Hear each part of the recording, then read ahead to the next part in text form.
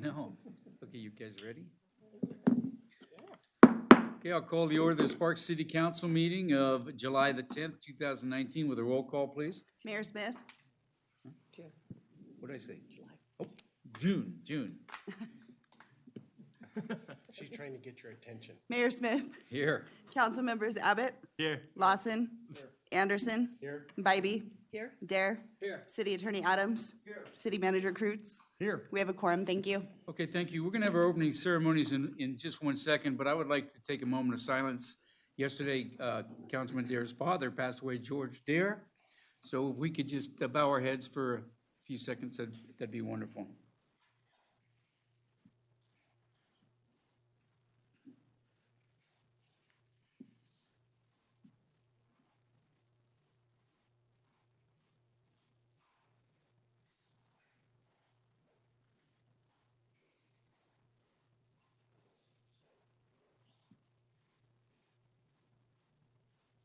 Thank you, and Christopher, our prayers are with you and your family.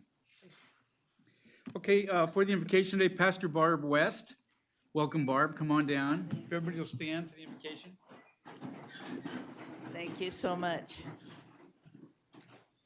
Would you all bow your heads with me, please, and we'll pray. Our Heavenly Father, what a privilege it is to be members of Sparks, Nevada, and to live in the United States of America. And we thank and praise you that we're able to do that. Lord, we thank you for all of these fire chiefs that are here today who have represented our city so well over all of the years. Thank you too, Lord, for our outgoing chief of police. And we pray your blessing upon him in his retirement and all of the things that he chooses to do. And we thank you for our new police chief and pray that you will bless him in all of his endeavors and as he leads the law community here in Sparks. Lord, thank you for this fine council. We are so privileged to have all of these men and women represent us. And we thank you that Mayor Ron Smith is feeling well, and we pray you'd continue to keep him well. And we lift up Christopher Dare, our councilman, and pray that you will be with him as he grieves the loss of his father, but all of the precious memories that he has, we pray will sustain him. Bless his family too, Lord. And Lord, you know all of the business at hand today, and so we pray that you would guide, direct, protect, and enable our council members to have the wisdom to know how to act on each and everything on the agenda. God bless each one of them. We thank you for the privilege, Lord. In Jesus' name, amen. Amen. Thank you, Barbara. Thank you. If you remain standing for the Pledge of Allegiance, please. Mr. Anderson, would you lead us? Please join me in the Pledge of Allegiance. I pledge allegiance to the flag of the United States of America and to the republic for which it stands, one nation, under God, indivisible, with liberty and justice for all. Thank you. And Barb, you always do such a great job. I want to thank you for that. Thank you.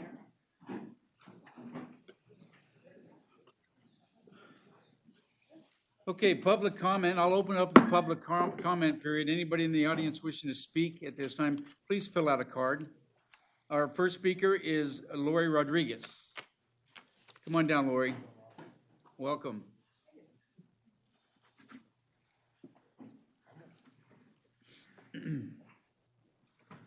Good afternoon. Can you hear me? Sure. Lori Rodriguez for the record. I would like to read to you an edited version of a proposal I presented to the NDOT board on May 13th. I am bringing this to your attention as you would be part of this project, and it is important that you are involved from the beginning. The addition of a third lane to the I-80 has been a topic of discussion, but the real issue is how to move people to Trick. I would like to propose a monorail. Since we are targeting one specific location, this would make perfect sense. Elevated trains using the latest technology are non-polluting, fast, and quiet. In some areas, they are being built on the sides of and in the centers of existing freeways. Passenger cabs can be added as the demand grows, and the trains are proving to be profitable. I see this project in 3 phases, with the first being from Sparks to Trick. The second would be from Fernley to Trick. The third would be from Fallon to Fernley. Stations with adequate parking would be needed, just as airports have now, and revised bus routes to accommodate riders would be nice. The present employers at Trick already have 94 shuttles in operation. I envision these vans to be centered at the Trick station to ferry people to their workplaces. This would reduce the operating costs for the employers, encouraging them to keep the van pools. Using the approximate $400 million budget projected for the third lane build, I think a minuscule amount could be allocated for a feasibility study of a monorail. Many of the major costs in building these systems is literally moving mountains. We don't have that problem with the corridor. Also, construction companies should have verifiable experience building elevated trains as a requirement to submit a bid. We need to make changes starting now, because if we don't start now, then when? It is so easy to fall back on the same old, same old. If countries all over the world are building these, so can we. I am speaking about this idea at the 9 different county commission and city council meetings in the area to see if there's interest for this endeavor. We have nothing to lose by researching this mode of travel, and everything to gain. My original presentation to NDOT also included high-speed train proposals for the I-11 and the I-15, but today I'm speaking specifically about the I-80. If you and your constituents would support a feasibility study for a monorail, I encourage you to go to the NDOT board meetings and contact the director's office, the governor's office, and Kate Wilson in the lieutenant governor's office. We can make a difference if we let our representatives know that we would like to see this happen. We need to be determined, patient, and involved from the start. Only then can we see this project become what we want it to be for now and in the future. Thank you. And Thank you, special Lori. thanks to you for listening twice. Yeah, thank you. Okay, next speaker is Karen Swope. Come on down, Karen. Good to see you again. Good afternoon.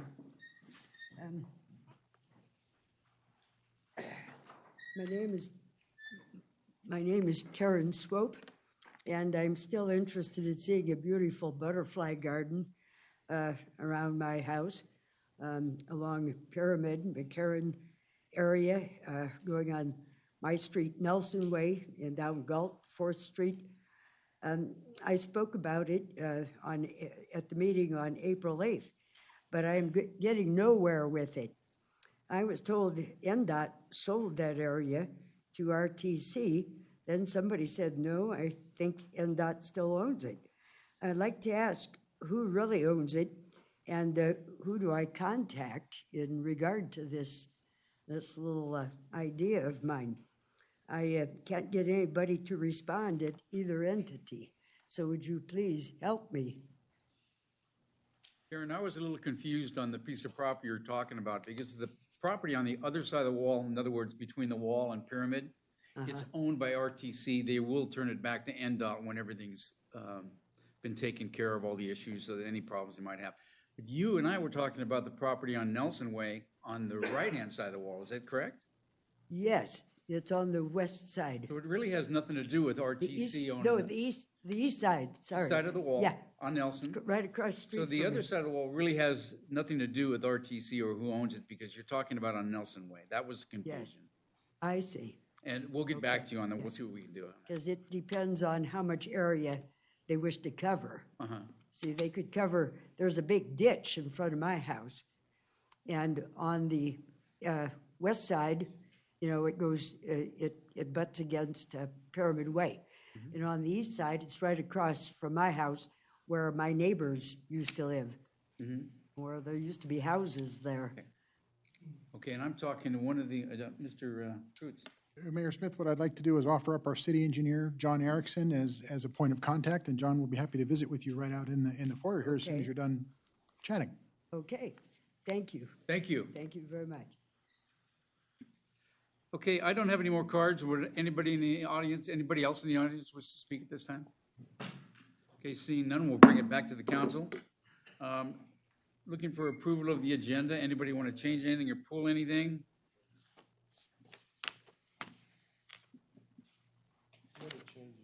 Neil, your name is on there. Yes, sir. I would, if it's okay with. 9.6. 9.6 ahead of 9.5? Right. Okay. We're gonna have whoever makes the motion. So I'm looking for a motion. Mr. Abbott. I move to approve the agenda with 9.6 in front of 9.5. Okay, we have a motion from Mr. Abbott. Looking for a second, Mr. Lawson. Second. We have a motion and a second. Any further discussion? Seeing none, please vote.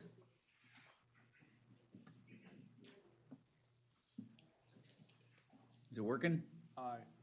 Aye. Okay, all in favor say aye. Aye. Opposed? Passes unanimously.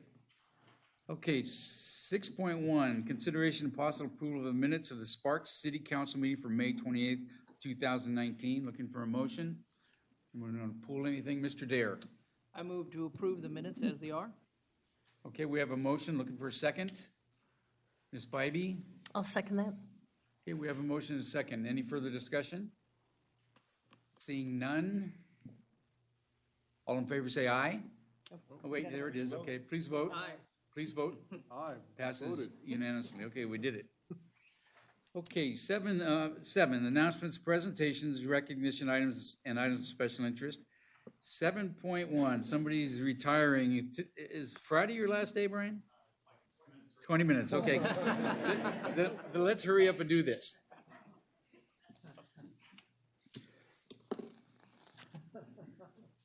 Thanks for coming. We didn't think you were going to make it today.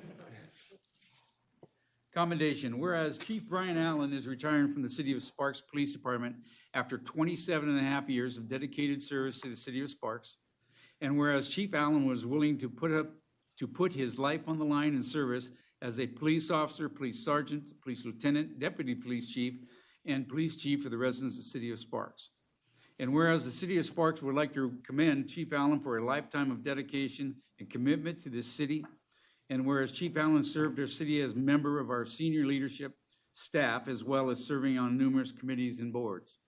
And now, therefore, I, Ronald E. Smith, Mayor of the City of Sparks, Nevada, on behalf of the City Council, employees, and residents of the City of Sparks, hereby commend and thank Brian Allen for 27 and a half years of selfless commitment to the city and extend warmest wishes for the best of everything in your retirement. You need to stand and know that.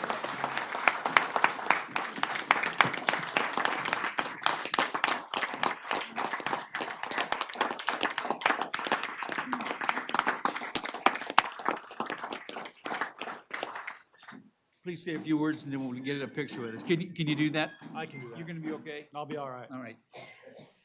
Well, Mayor Smith, member of council, for my last time, Brian Allen.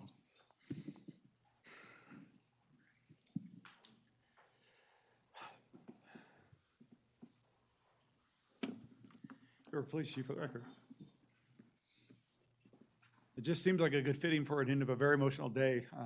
For those that you don't know, my son graduated from the police academy this morning as valedictorian of his class. Just Yay. side note.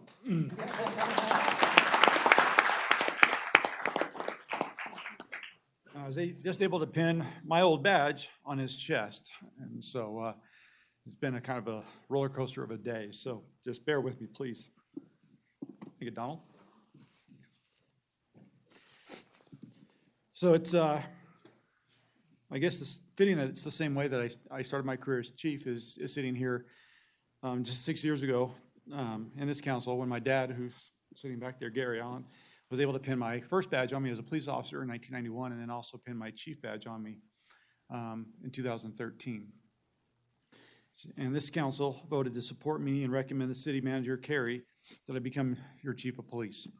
So I find it hard to believe, and I usually wing it when I come up here and do this stuff. You do, and you do a great job. But today I'm actually going to try to do it, or I'll end up forgetting things. So I find it hard to believe that it's just been over 6 years that day, but more importantly, I can't believe it's been 27 and a half years that I've been able to serve and been hired by the City of Sparks Police Department. Only God knew what he had planned when someone at the police department took a chance on hiring a 20-year-old kid that graduated from Reed High with no law enforcement experience, working at Safeway as a produce clerk, gave him a gun, a badge, and a week of orientation, and put him into the field training program.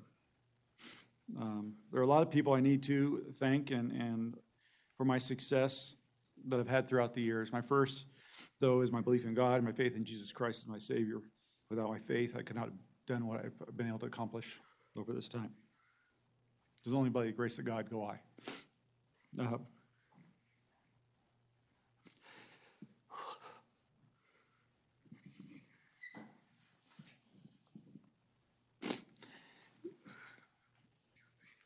Take your time, Chief.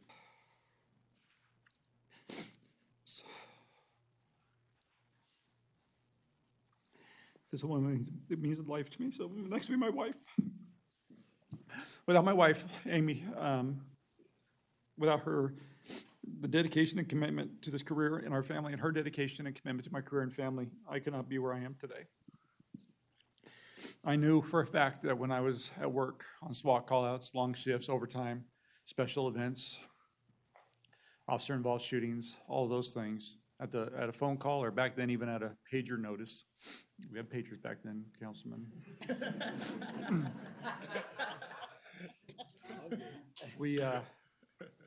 I knew she had things taken care of home. And my kids, Brianna is with us here, my daughter, and my son is in some type of training class, I think, right now, because he needs to learn how to do his time card and get paid. But I knew that they were taking care of a home, and trust me, she has the scars to prove it, and she has earned this retirement as much as I have. So I'd like to thank Sean Carey. I know he's not here. He was my first city manager. You're going to see a theme here pretty soon. For recommending me and supporting me as a young chief. The council at the time, Julie Ratty, Ed Lawson, Ron Smith, Mike Kerrigan, and Ron Schmidt, Mayor Martini. They could have easily justified going with an outside person, but they chose to stay within the organization and let me lead this great organization. My thanks also go out to the second city manager, Steve Driscoll. Through all the times I really didn't understand some of the things he was asking me for, I always knew that he supported the decisions I was making, and he was there to support the police department and our citizens. And to my third city manager, Neil Kreutz, and to you, our current city council and mayor, you never really know what you're going to get when a new person is elected into our city, and you guys were all put into different positions through my tenure here. But I can always say this, I've never doubted that your commitment to our city, that the city of Sparks, the men and women of the Sparks Police Department, and I thank you for that. We've not always agreed, and we've had some minor disagreements here and there, but I always felt supported, and the decisions you have made were what you thought and believed were the right things for our city. Many times we get into our little silos, one of Steve Driscoll's terms, each department looking out for themselves, but I can tell you this. In my role as the chief of police, I have been exposed to a variety of people throughout this city. In the many roles in which we have, I would put the city of Sparks and our employees against any other city, county, or private entity in this country. The dedication and commitment from our city employees is incredible. Me and I cannot have been successful without the assistance of our other department heads that are in this room today and that have supported us. Assistant City Manager Darrell Montini, Fire Chief Maples, retired Chief Garrison, who sits beside me, Parks and Rec Director Tracy Martinez, and our Financial Services Director Jeff Kronk. All the support of HR staff, finance, the manager's office. A special shout out to Tracy and payroll, because I got paid every 2 weeks. And it was always a payroll department of one. I love that when people complained about the payroll department. It's one person, but she did. So as far as the silo I was responsible, I'm going to tell you right now, you have a good, not really, you have a great police department. Not because I was great, but because of dedication and commitment of the men and women of our department. My hope is that I will be able to carry out, my hope was that I was able to carry out the legacy of what a Sparks police chief should have been, and going those before me. I pray I've left this place in a better place than when I came in. And then when you entrusted it to me. If I didn't believe this, I wouldn't have suggested or encouraged my son to become a member of our great department. Your police department is in great hands with Chief Kroll. And I'm sure Pete will leave it in better hands than when he was entrusted to it tomorrow. So with that, this is my last official act.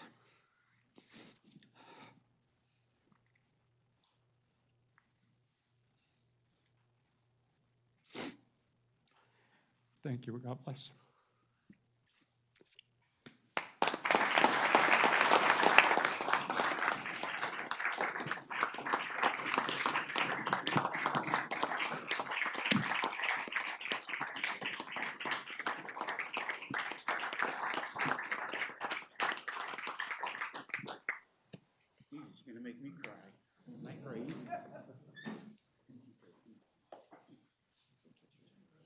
Don't put this picture on mine, please.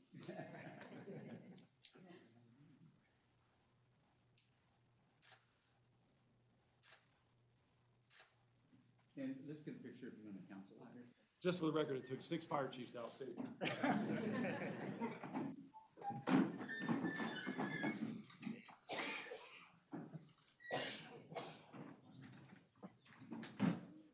You get in the middle of it.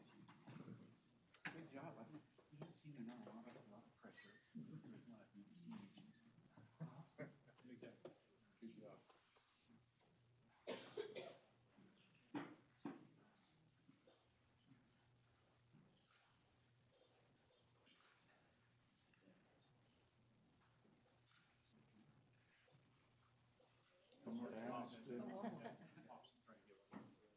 Don't get him angry, I know that.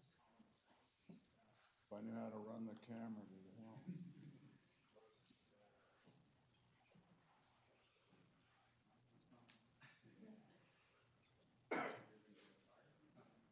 Donald, he might need your help.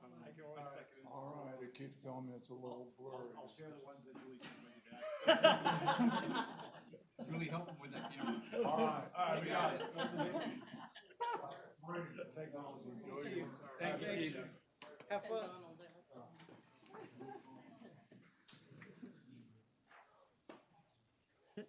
Thank you, Chief. Just for the record, I'm not staying the rest of the day, sir. We can't fire you now. Out of here, look at him. No.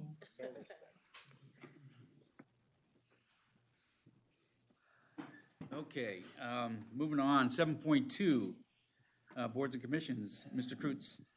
Due to a resignation, the City of Sparks is looking for someone to serve the remainder of a term on the Sparks Planning Commission. The term runs through December 31st of this year, and the appointee would be eligible for reappointment for additional terms. Persons interested in serving on this committee should complete a volunteer application available from the city clerk's office.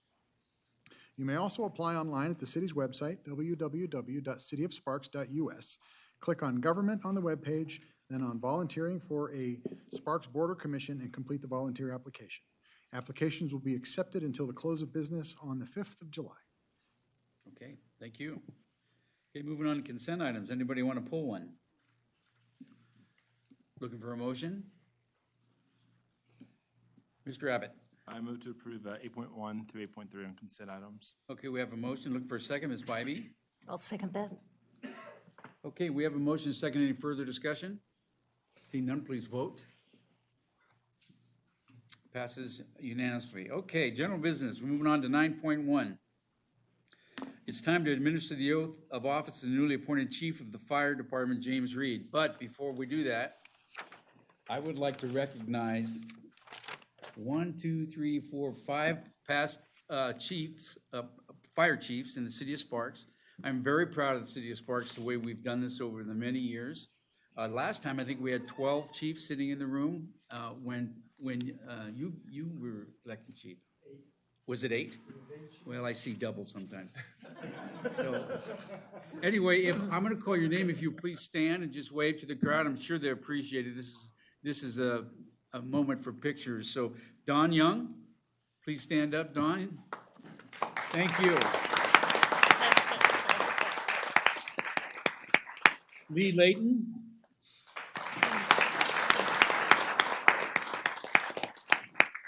Tom Kluhl.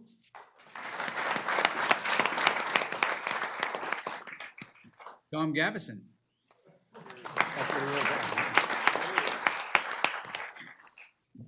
And Chris Maples, the outgoing. You know, combined, there's 27 years of chief experience sitting in that front row. We appreciate everything you've done for the city of Sparks, and thank you so much for being here today. Appreciate it. Mr. Reed, why don't you come up by the microphone?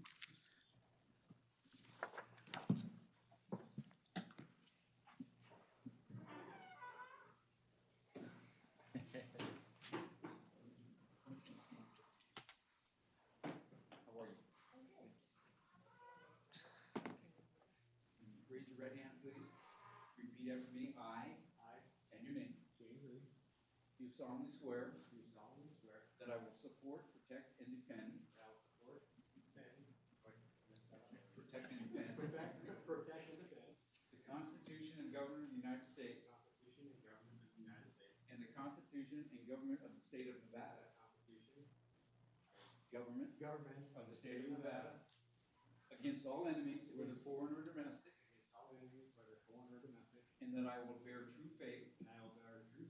And allegiance and loyalty to the same. Any ordinance, resolution, or law.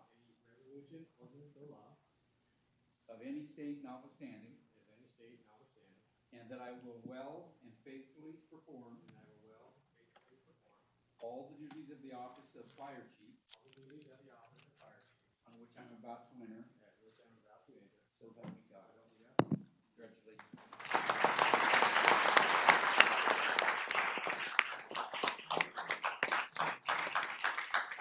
His wife Julie's gonna pin his badge on him.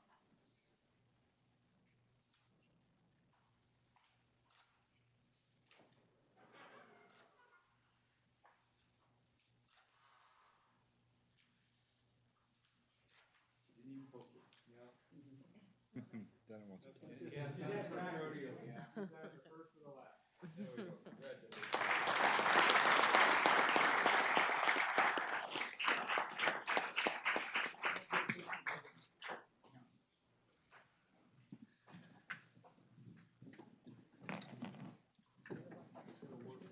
Wearing out these chairs. Not as easy as it looks, huh? No. I never poke fun at anything. One over this way. One over this way. So shiny. Look at, oh, wow. They're not moving. Water bottle. Not moving.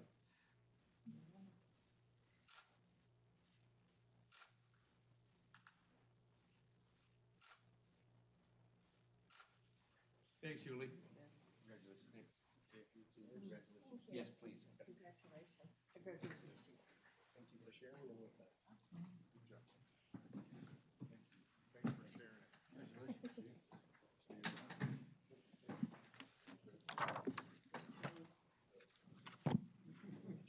You know what, Chief, I forgot to give you this as well, so.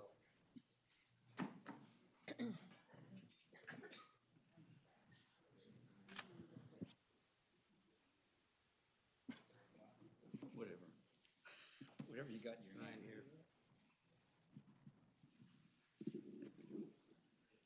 You wanna get a picture with this? Yeah, we can. Okay, Julie?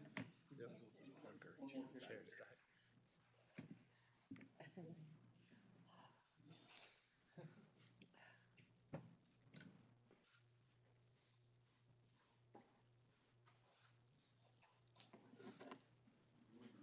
Photo box, so many photos. That's for you. I never know. Show you like smile. Do you stick your? Mayor Smith and council, Jim Reed, your newest fire chief. I appreciate the confidence you guys have given me as council, and city manager to lead this department. And I don't want to take away from Chief Allen, but the city, fire department, public safety, moving into the future, it's just an exciting time for all of us. So I thank you for that. But I'll add on to what Mayor Smith said a little bit with our retired fire chiefs that are here. Don Young served from 1976 to 1990. Lee Layton, 2000 to 2004. Tom Kluhl, 2004 to 2007. Chief Garrison, 2013 to 2016. And then Chief Maples, 2016 to 2019. So round of applause for just showing up and supporting me too.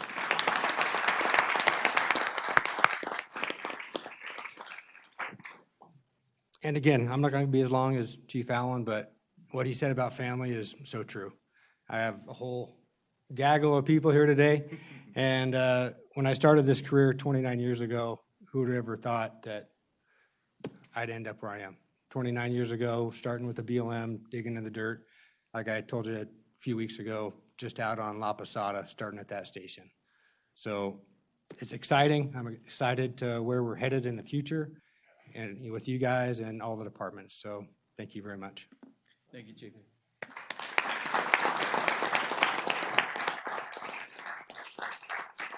And I want to apologize to Chief Garrison. I know your name and I read it with V's in there. So I apologize. Well, I should have known better. Okay, 9.2, administer oath of office to newly appointed Assistant City Manager Doug Thornley. Come on down, Doug.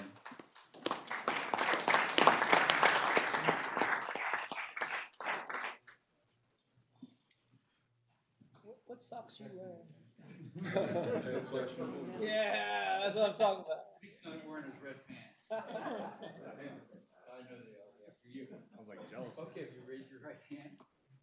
I say your name. I, Doug Thornley, Do solemnly swear do solemnly swear that I will support, protect, and defend that I will support, protect, and defend the Constitution and government of the United States the Constitution and government of the United States and the Constitution and government of the state of Nevada the Constitution and government of the state of Nevada against all enemies, whether domestic or foreign, against all enemies, whether domestic or foreign, and that I will bear true faith and I will bear true faith and allegiance and loyalty to the same, and allegiance and loyalty to the same, any ordinance, resolution, or law any ordinance, resolution, or law of any state notwithstanding, of any state notwithstanding, and that I will well and faithfully perform that I will well and faithfully perform all the duties of the office of Assistant City Manager all the duties of the office of Assistant City Manager on which I'm about to enter. on which I'm about to enter.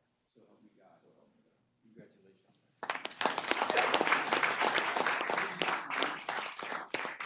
And then we get a picture of that. Oh.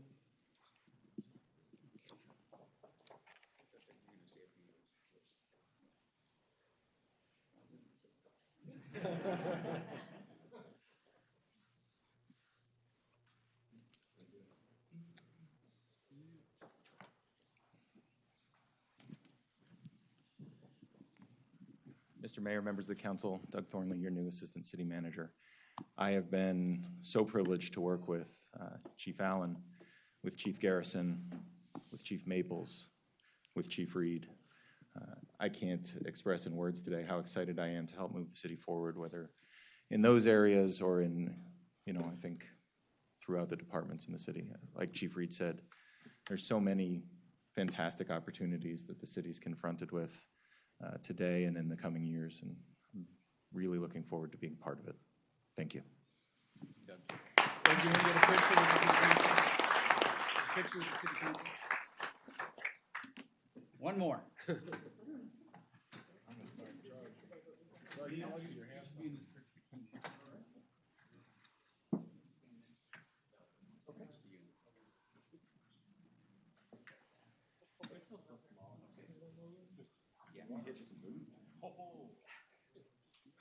Want to come this way, Donald? or you- Yeah, a little bit. I'm not that skinny.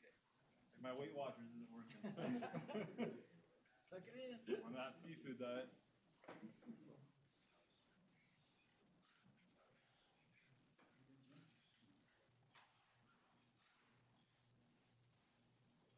Thank you. Thanks, Doug. Congratulations. Congratulations, welcome.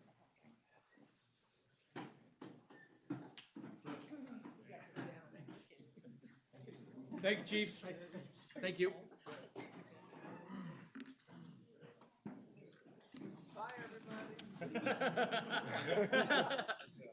Now we get to the business of the city, everyone's leaving.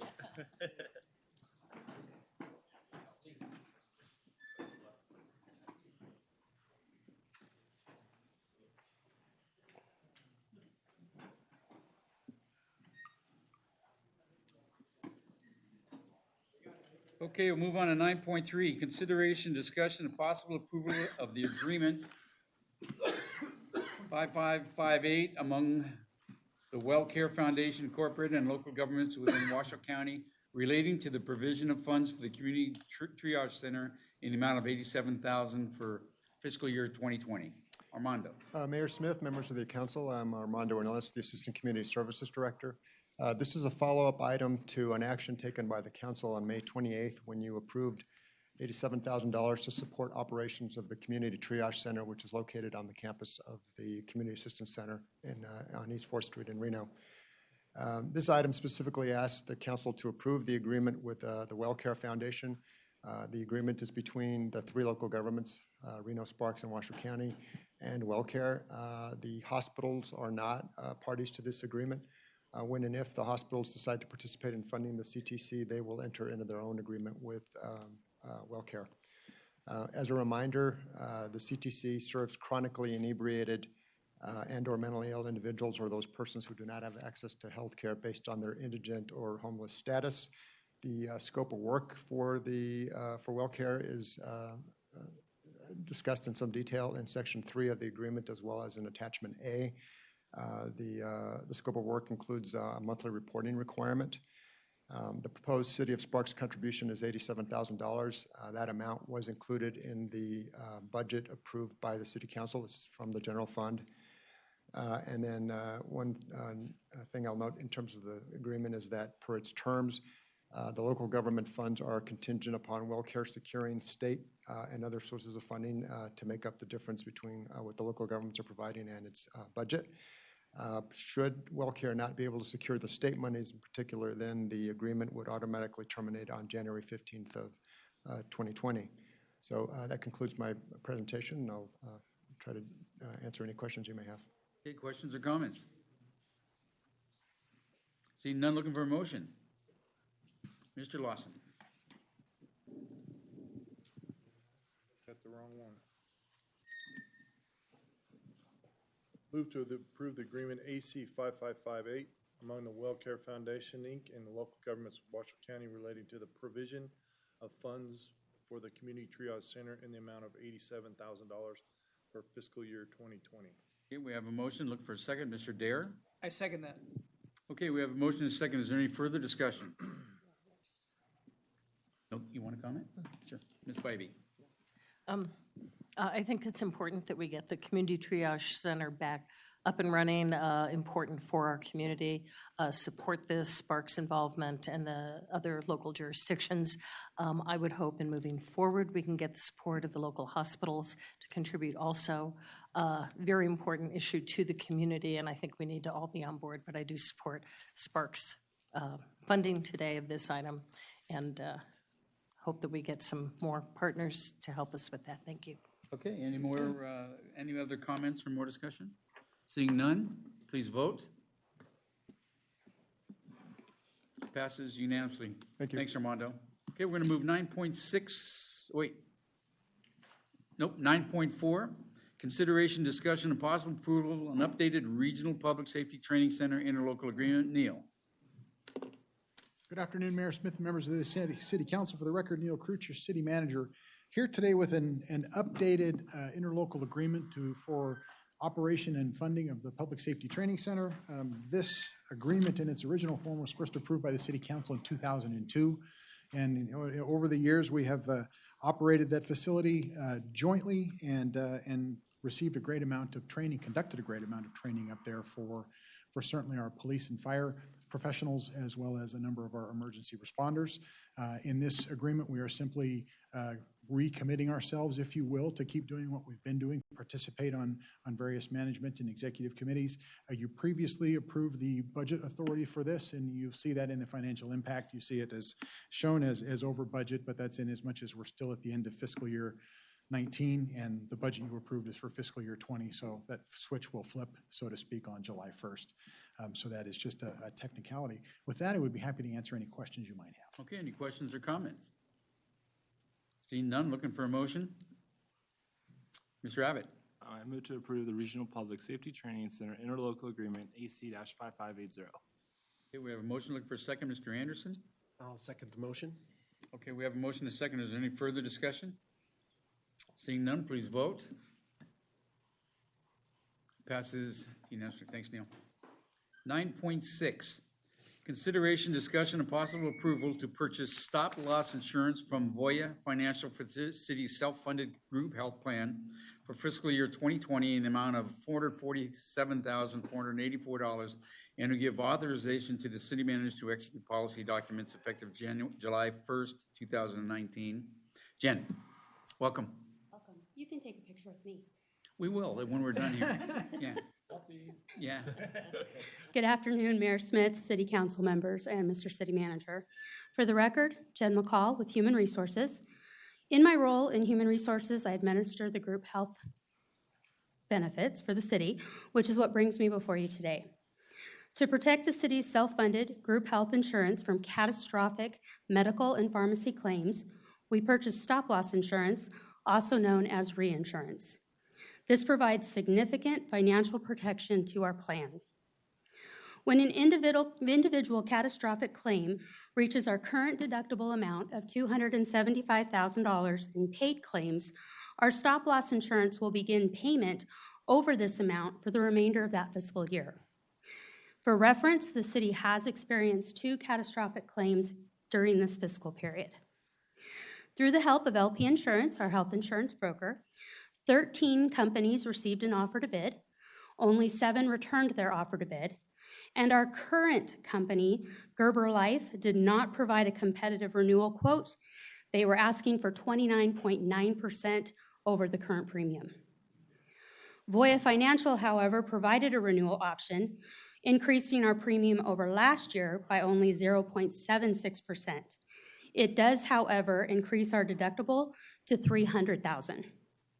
While our level of liability does increase by $25,000, the cities can still experience 1 stop-loss claim during this next fiscal year, and the group health fund will still have $14,149 in overall savings. By choosing this renewal option, we will also be well under the budgeted amount for this insurance. Staff is pleased to present their proposal to you for your consideration and possible approval of stop-loss coverage with Voya Financial for fiscal 20. I'm happy to answer any questions. That concludes my presentation. Thank you, Jen. Any questions or comments? Seeing none, looking for a motion. Mr. Dara.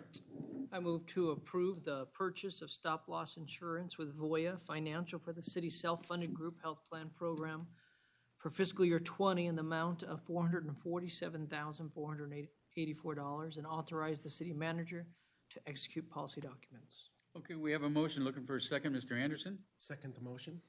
We have a motion and a second. Is there any further discussion? Seeing none, please vote. Passes unanimously. Thanks, Jen. Thank you.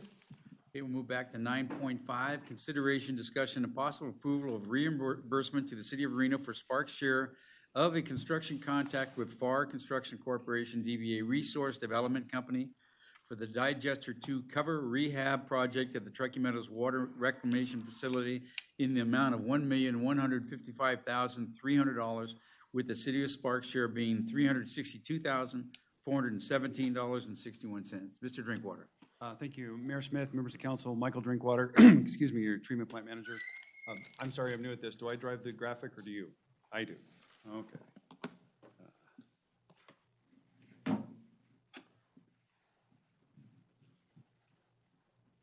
Okay, there we go. So you have before you a request to approve the reimbursement to the City of Reno for a capital improvement project at Tumwharf. This is the traditional reimbursement agreement we enter into for the rehabilitation of the lid on digester number 2, highlighted on the graphic before you. Recall the digesters are where we store the biosolids for stabilization prior to dewatering. It's a fairly harsh chemical environment. The steel lid is subject to several different chemicals and corrosion and whatnot. We try to rehab these on a 10-year cycle. This one, unfortunately, has been in service since 2004. The work before you contemplates sandblasting and recoating the inside of the steel lid, replacing the seal where the lid meets the wall in order to capture the gas that we ultimately burn to make electricity in the cogen engine, and to insulate the roof because it works better when it's warm. So the City of Reno, as is customary, put this out for competitive bid. FAR Construction was the lowest competitive bidder, or responsive bidder, sorry. And so they've already awarded it. We're asking for the reimbursement agreement so we can get to work. Okay, questions or comments? Michael, I have a comment. Why was that one chosen? Is that the oldest one, or they're all about the same age? No, sir. That is the one so 3 of the 5 have been rehabilitated recently within the last 10 years. So that one is the one that we feel is in the worst condition. And there's one more, the one in the lower left corner, number 4, which remains to be done. Okay. And construction on this will start next year? This year. So this is the one we're going to go right. This is a traditional project. I'm thinking of the other one. Yes, sir. Okay. That's my next. All right. Any questions or comments? Looking for a motion. Mr. Anderson. Move to approve reimbursement to the city of Sparks for Sparks' share of the construction contract with FARC Construction Corporation, DBA Resource Development Company, for digester number 2 cover rehabilitation project at the Truckee Meadows Water Reclamation Facility in the amount of $1,155,300, and with the city of Sparks share being $362,417.61. Okay, we have a motion. I'm looking for a second. Mr. Abbott? I'll second that. Okay, we have a motion and a second. Is there any further discussion? Seeing none, please vote. There we go. Passes unanimously. Okay, Michael, you're on to 9.7 now. Consideration, discussion, and possible approval of agreement AC 5577 with Brown and Caldwell for construction management services for the Truckee Meadows Water Reclamation Facility Nitrification Tower 2 rehab project in an amount of not to exceed $751,746, with the city of Sparks share being $235,822.72. Thank you, Mr. Mayor, members of council, Michael Drinkwater, treatment plant manager. You have before you again a reimbursement to the city of Reno for an agreement with Brown and Caldwell to provide construction management services for the rehabilitation of nitrification tower number 2, as shown on the diagram. That's the one in the middle on the right side. This is the project you recall you approved the construction phase of at your last meeting. We are in an extended procurement phase with the contractor now. This is the one we're going to make the contractor assemble all of the materials on site prior to actually starting the construction, because this particular component is mission critical for us and we have a very hard deadline. Once they start, we need the tower back in service in 6 months and not 6 months and 1 day. Having said that, the construction management that goes alongside the construction phase of the project is going to be critical for us for a number of reasons. We need them on board now because now that this is the time the contractor starts his submittal process on the specific materials they intend to buy to ensure that those materials meet the specifications made by the design engineer. Also, there's some preparatory work that we expect that's outside of the tower that needs to be done prior to the tower rehab in the spring. And then also the coordinating issues between us, Tumwharf staff, and the contractor during construction is going to be critical. Once again, stressing the schedule for this project is not flexible at all. We need this tower back September and not a day later, because we need to get the biology repopulated prior to the cold winter months. So this particular construction management contract is a little bit more expensive than you might look on a percentage basis, simply because a couple of reasons. One, there's a lot of complexity. There's a lot of unknowns. We have never rehabilitated a nitrification tower in the history of Tumwharf. There's a substantial contingency built in here. There's a $100,000 contingency in the budget, which we hope to spend none of. But should we run into an unknown, we're asking for the flexibility to address it quickly and not have to take time to come back to you to ask for those funds, simply because, I stress again, the need to get that tower back into service quickly. So with that, I'm happy to dig down on any details you may, or questions you may have. Questions or comments? You answered my question, by the way. Mr. Dare. I just think for the record, can you just, it's always good to remind, I think, our constituents how we pay for this, because it's, when you show up, we're always spending a lot of money. It's kind of going shopping with my wife. It's one of those things. But I'm just kidding. But, That's okay. I'm just kidding. But I think it's important that this is not just out of the general. This is finances that have been set aside for this purpose, and we are thinking ahead and have this. Would you explain that? Well, yes, sir. All of the all of the work at the wastewater treatment plant is done through the Sewer Enterprise Fund, which is supported through ratepayers. So that monthly bill you pay to either to Sparks or Reno, depending on which city you're living in, a portion of that goes to fund the operations and the capital improvements at Tumwharf. So that money has been set aside by either city or both cities, actually, because of course it takes both cities to fund the project. And those costs are shared proportionally based on ownership. With the city of Sparks owns 31.37% of the plant, so pays that proportion of the bill. Thank you. I just think it's good to clarify. Okay, Mr. Abbott. Yeah. My question on the deadline, you said 6 months is for the contract? Oh, no, sir, I'm sorry. 6 months is the actual construction window. Okay. So the contract, if approved, if you approve it today, would start, we'd go through the procurement phase with the contractor as well as the construction management support. Mm-hmm. When all of the materials are assembled at the plant and we determine the weather is suitable, which we expect to be sometime in March of calendar 2020, okay, then we'll take the tower out of service and give it to the contractor to start the actual rehabilitation of the tower. And then that's when, and we need it back 6 months from then. And then what if that, I'm an optimist, but what if that does not occur? What do we have in our contract to help us? Because that's violating our permit. Possibly, it would not be a direct violation, but it does is it pushes the recovery of the tower into the winter months, which is much more challenging to do. That ultimately could possibly lead to a violation. It would not on its face be a violation. There are always in construction contracts liquidated damages or other things, legal mechanisms, but that doesn't help the biology grow any faster. So we share your optimism. What we're trying to do on the front end is manage all of those uncertainties to the extent we can so that we do not end up in that position, and to be very proactive with the contractor. We were fortunate that the contractor that won the job is one we're familiar with. They've done quality work for us in the past. We have a great relationship with them. We don't anticipate getting there. Okay, no, I'm glad to hear you guys did some research into it. Thank you. Okay, any other questions or comments?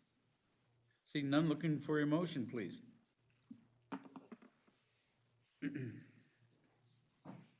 Mr. Abbott.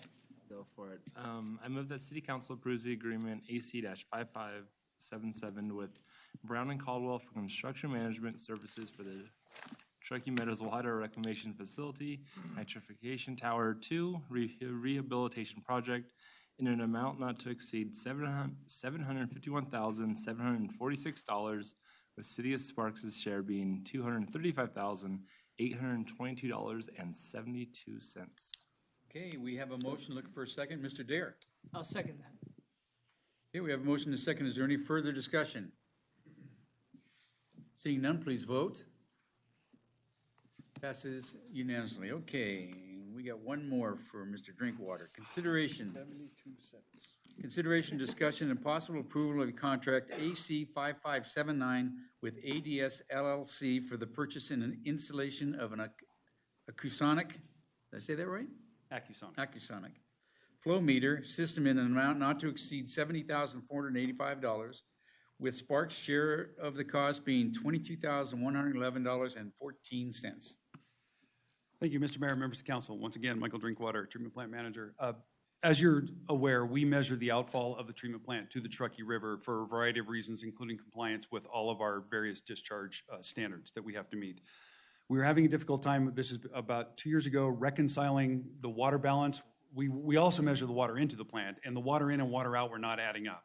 We engaged an engineering firm to do an analysis of the outfall structure, and it appears, the computer modeling of the structure and whatnot appears that the current outfall flow measurement, it's called using a Weir system, is over-reporting the flow because of the geometry of the system. Having said that, that same engineering analysis also investigated what type of redundant measurement system might be suitable for us to install to more accurately measure the flow. The Acusonic system was the one that was most suitable for our application. We met with our regulators, with the Nevada Department of Environmental Protection. They concurred that this is a suitable application, and they very much want us to have a redundant measurement. So we're looking for your permission to purchase and install that system.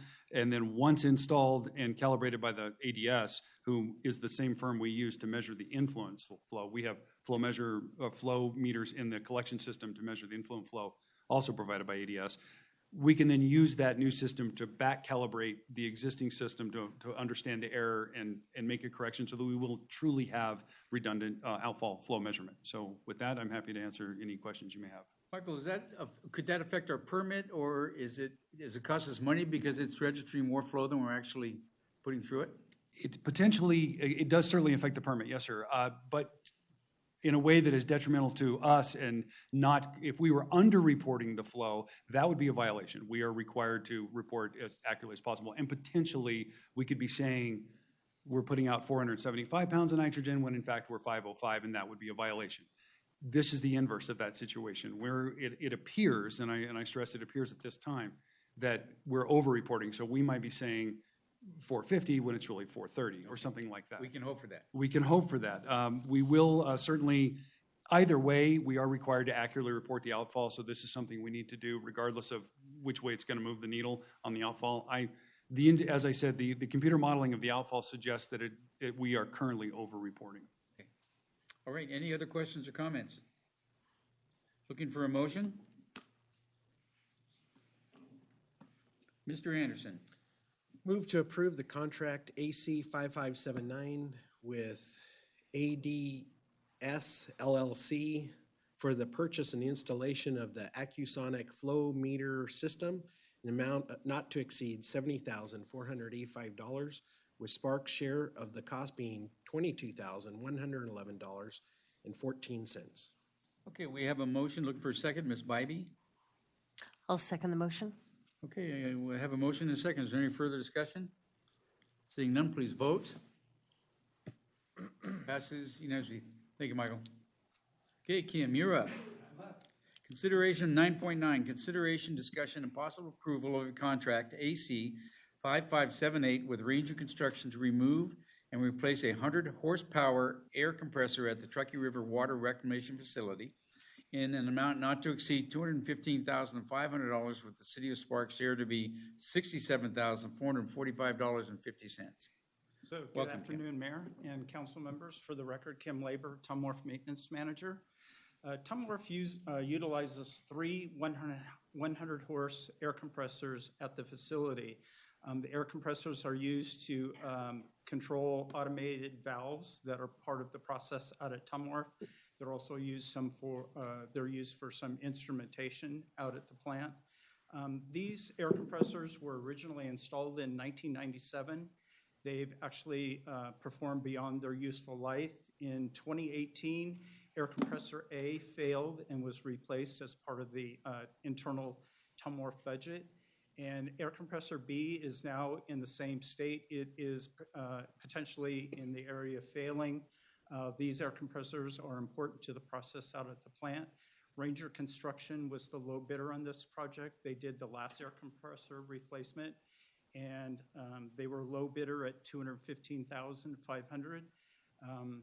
So I'm looking forward to this project moving forward with your approval, and I'd be glad to answer any questions. Okay, thanks, Kim. Any questions or comments?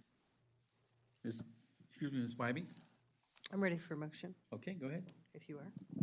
I move to approve the contract AC 5578 with Ranger Construction to remove and replace a 100 horsepower air compressor at the Truckee Meadows Water Reclamation Facility, an amount not to exceed $215,500, with the City of Sparks share to be $67,445.50.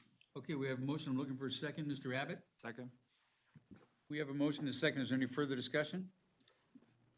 Seeing none, please vote. Passes unanimously. Thanks, Kim. Okay, Thank you. Okay, we'll move to the public hearing and action items. 10.1, public hearing, consideration, discussion, and possible approval of a public right-of-way abandonment request E-879 located east of 737 Stanford Way, APN 033-20135. John, welcome. Thank you, Mayor, City Council members, John Erickson, City Engineer. Where this request is located is in the southwest corner of Prater and Stanford Way. The parcel was created back in 1927 with a track map that was approved by council and recorded for the Lincoln Park Addition. The parcel is comprised of 5 lots from that track map. It's lots 1 through 5. And of block 24, as well as there was an abandonment done in 1957 that created or that abandoned this portion of the G Street alignment to the parcel. When the surveyor was trying to establish the location of the parcel relevant to the lot, there was a center section line that ran down Stanford Way for Section 4. In his field work, he could not locate any of the section corners associated to that section line. So the surveyor met with the county surveyor, and they determined that the best course of action was to utilize existing evidence in the field, such as the fence line along the southerly boundary, as well as the alleyway that was created with the 1927 track map.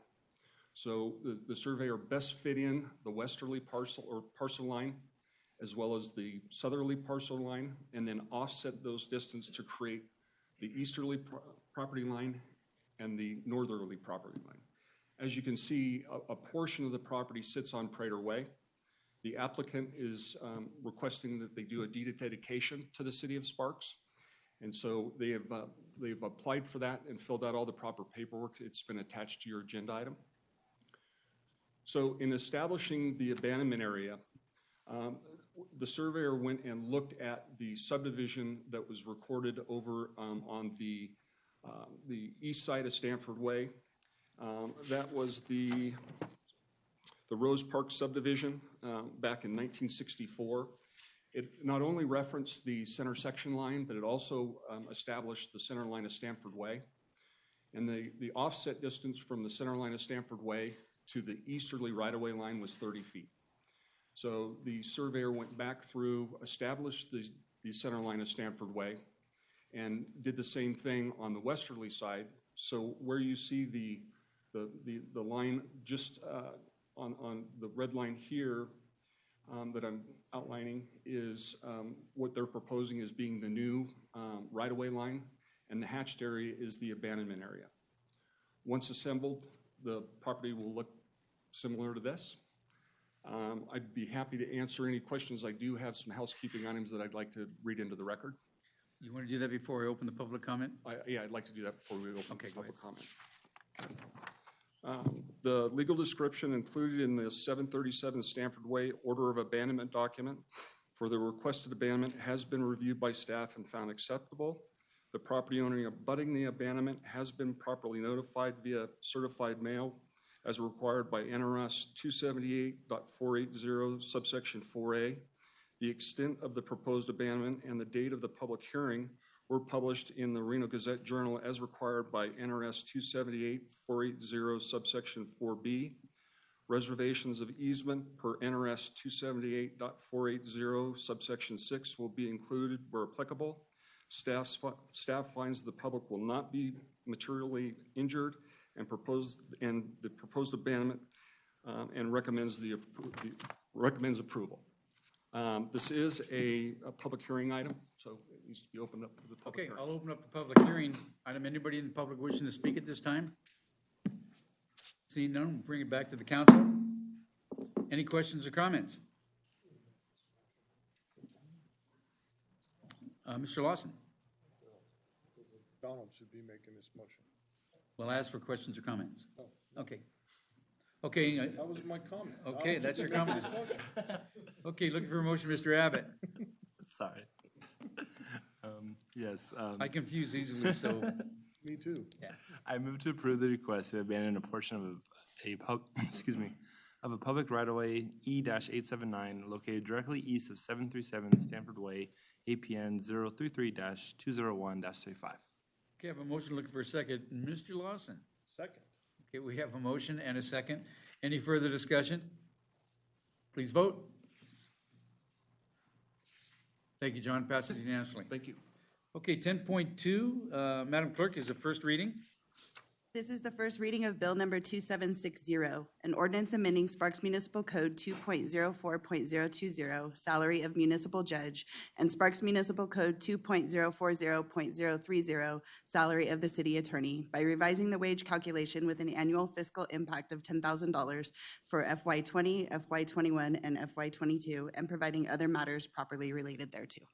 Okay, this is the first reading of Bill number 2760.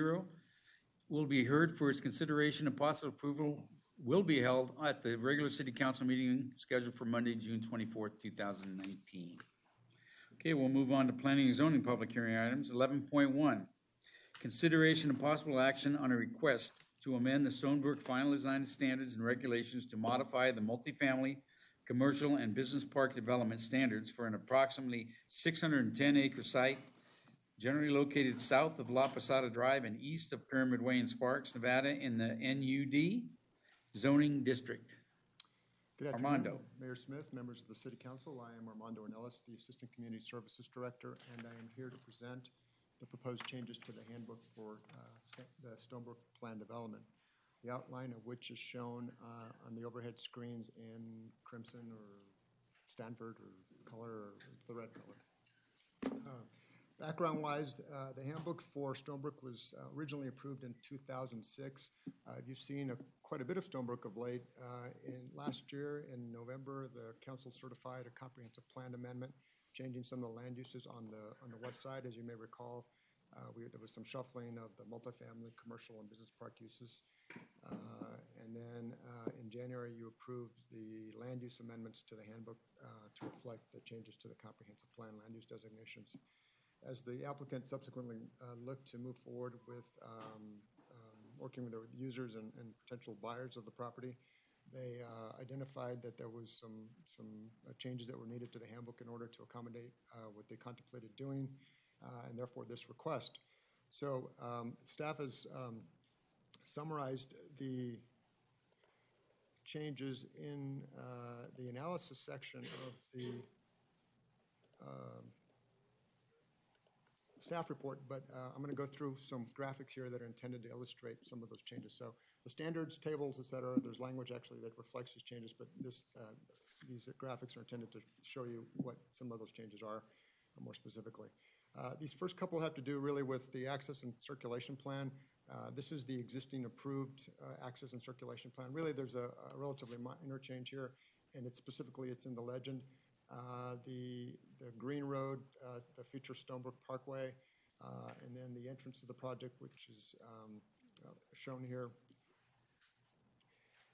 are changing to reflect essentially current terminology.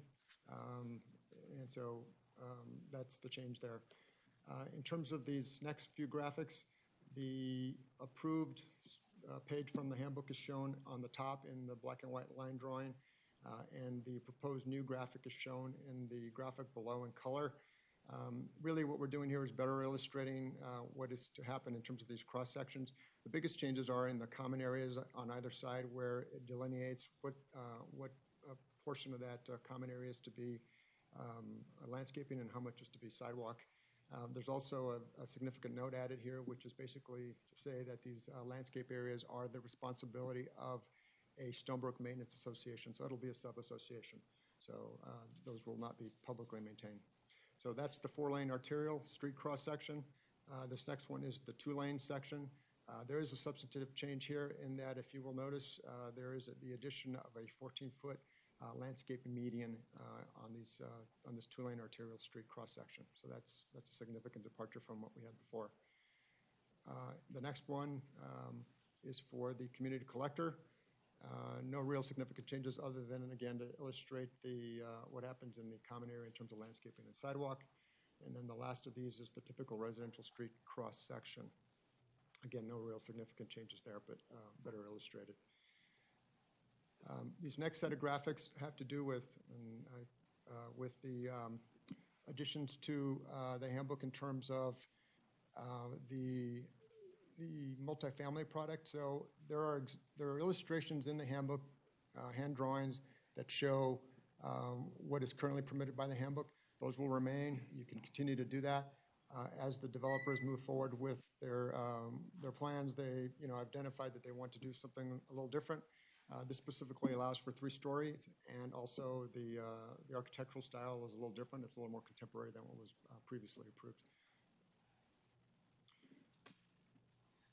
Another change to the handbook is to explicitly allow for townhomes. You may recall from the regional housing study that the Truckee Meadows Regional Planning Agency did 3 years ago. They identified missing middle types of housing. Townhomes are one of those missing middle types of housing. In this case, the developer is interested in pursuing townhome development. The standards have been changed to allow for it, and these next couple of slides illustrate what those standards would allow for. There's one, and then here's a couple more. Finally, there's hand drawings in the handbook for the commercial development, or illustrating the commercial development standards. They weren't necessarily very well geared towards larger retail buildings. There is a possibility here that this developer would be able to land one or more large retail tenants, and so they've added standards to allow for that, again, reflecting more contemporary approaches to large retail development. These are the rear and right elevations. Here's the front, and then there's a perspective. So again, something fairly similar to what we are seeing in other planned developments. So with that, I'm going to move into the findings, unless you have some questions about the proposed changes to the standards or other aspects of the handbook itself. Questions or comments? Go on. Okay, so there are 10 findings which are drawn from state law and are incorporated into our code that the Planning Commission and the City Council have to consider when reviewing a proposed modification to a final approved plan for plan development. Finding A obligates the City Council to consider whether the proposed changes are consistent with the comprehensive plan and other planning documents such as the regional plan. Staff has addressed that in the staff report, including identifying specific comprehensive plans and goals that these changes would advance or conform with. Finding B asks the council to consider whether the amendment is consistent with the surrounding land uses. Given that the uses are not really changing per these proposed amendments, really we're working with the standards. Staff and the Planning Commission believe that there's no impact on the in terms of consistency with other adjacent land uses. Finding C, which requires that a handbook amendment provide for a planned development be fiscally positive to the city for a period of 20 years, is not triggered in this instance because the requested changes would not modify, remove, or release permitted uses, residential densities, or non-residential intensities.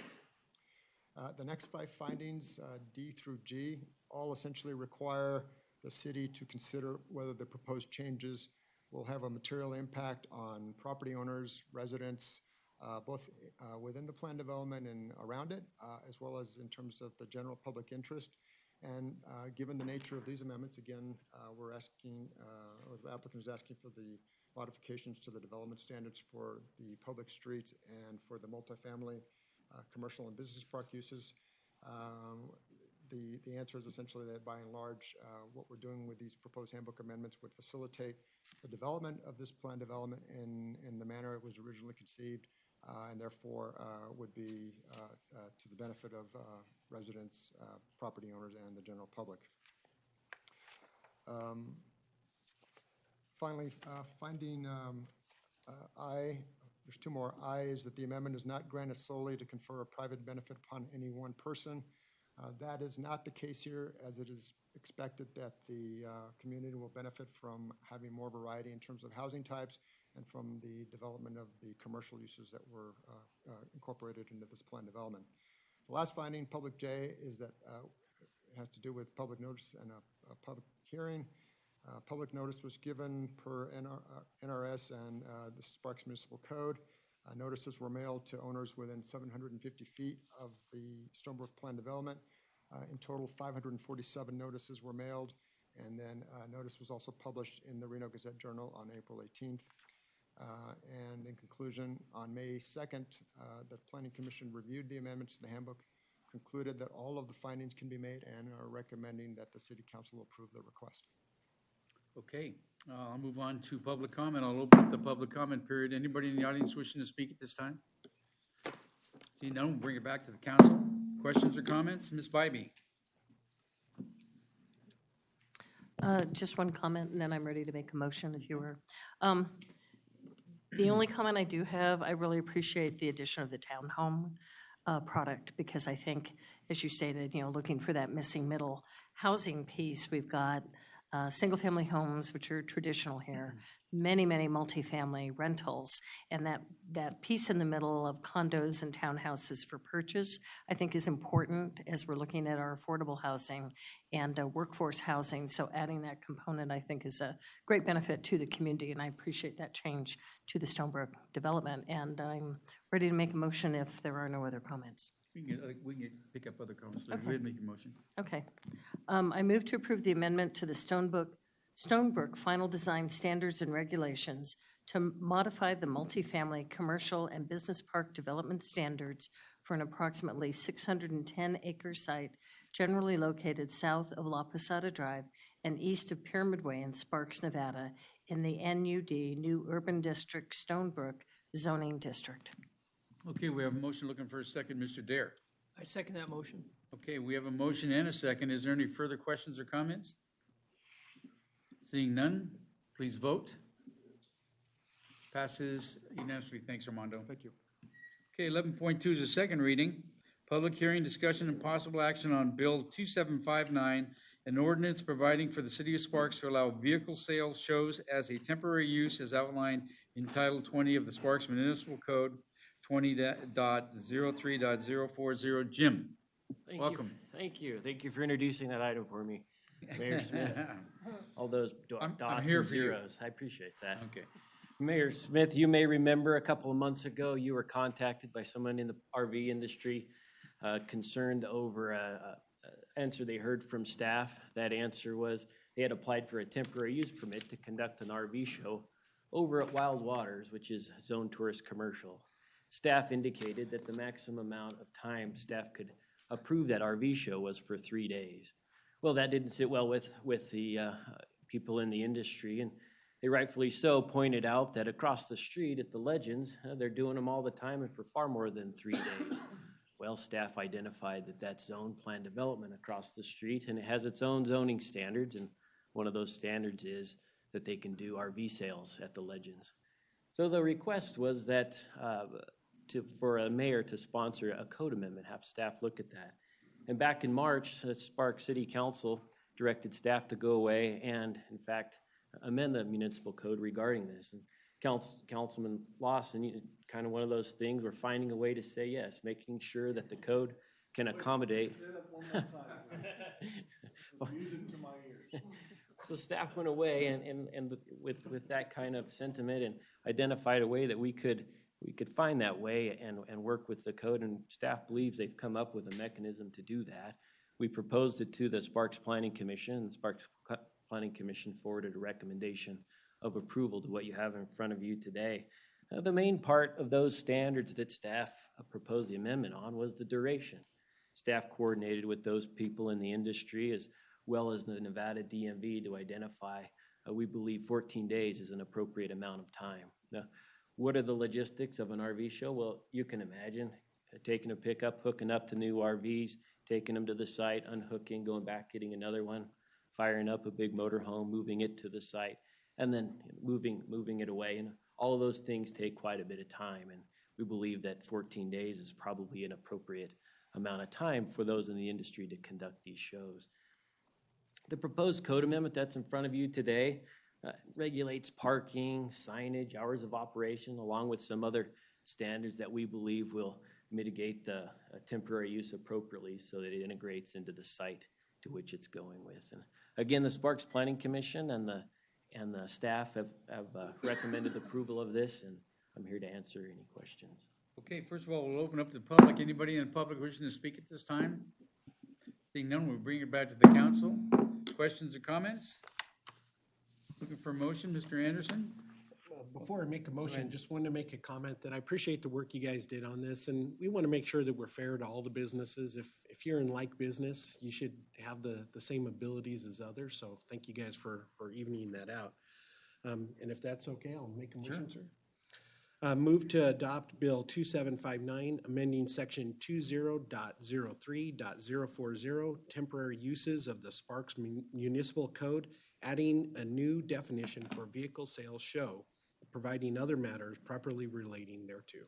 Okay, we have a motion. Look for a second. Mr. Lawson. Second. We have a motion and a second. Is there any, Jim. Is there any further discussion? My words. Any further discussion? Seeing none, please vote. Passes unanimously. Thanks, Jim. Okay, this is public comment period. Anybody in the public wishing to speak at this time? Seeing none, we'll bring it back to the council. Comments from the mayor, city council, city manager. Got anything to say, you guys? Okay, without objection, we are adjourned. Thank you.